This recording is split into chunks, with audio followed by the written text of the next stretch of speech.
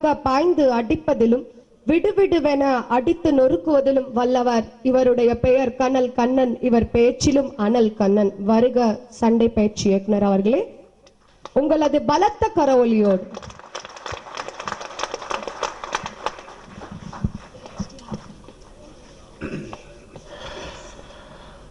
பத்திரிகை நண்பர்களுக்கும் மேடையில் இருக்கும் பெரியவர்களுக்கும் வணக்கம். சங்கராபுரம் இந்த படத்தை முதல்ல கமிட் பண்ணுறதுக்கு அண்ணன் நம்பிராஜ் அண்ணன் வந்தார்.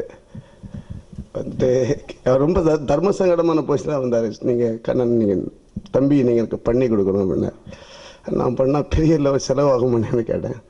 ஒன்று சுகுமார் சார் சொன்னார், எவ்வளோனும் பரவாயில்ல, நீங்கள் தான் பண்ணி ஆகணும்.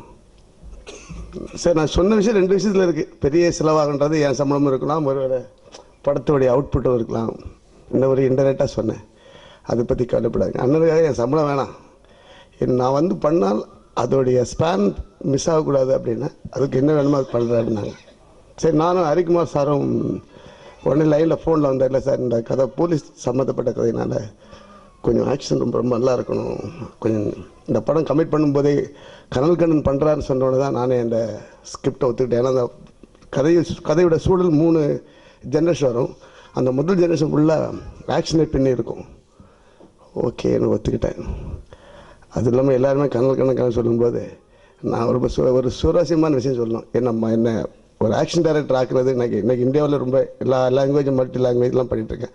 அது காரணம் வந்து என்னுடைய இயக்குனர் கேஎஸ் ரவிக்குமார் சார். ஏன்னா அதுலேயும் நிறைய சொல்லணும் அவரை பற்றி. ஏன்னா என்ன ஒரு 3-4 படத்தை அவர் ஃபைட் எடுக்கவே விடல. அவர் எடுப்பார், நீ கம்போஸ் மட்டும் போட்டு நானே ஷார்ட் வச்சுக்கிறேன். என்னடா இவரோட பெரிய டார்ச்சராக இருக்குது, எப்போ பார்த்தாலும் உனக்கு நம்மளை எடுக்க விட மாட்டேன், கம்போஸ் பண்ணி நான் ஆங்கிள் ஃபிக்ஸ் பண்ணிடுறாரு. அதுக்கப்புறம் 3ஆவது படத்துக்கு பிறகு தான் அவருக்கு மிகப்பெரிய நம்பிக்கை வந்துச்சு. அப்புறம் தான் நாட்டாமை வரவே இல்லை. அது அப்படிப்பட்ட இயக்குனர் கையில் நான் வெளியே வந்திருக்கேன்னா அதான் எனக்கு இந்தியாவுக்குள்ள நான் பேச போகிறேன். ஸோ இந்த படத்தை எல்லாரும் என்னை பற்றி பேசும்போது தான் நான் ஃபீல் ஆனேன். எனவே இந்த படம் மிகப்பெரிய வெற்றி பெற வாழ்த்துக்கள்.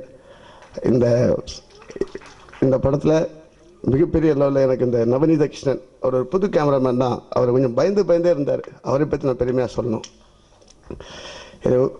இந்த படம் மிகப்பெரிய வெற்றியடைய வாழ்த்துக்கள். அதெல்லாம் கடவுளை வேண்டுகிறேன்.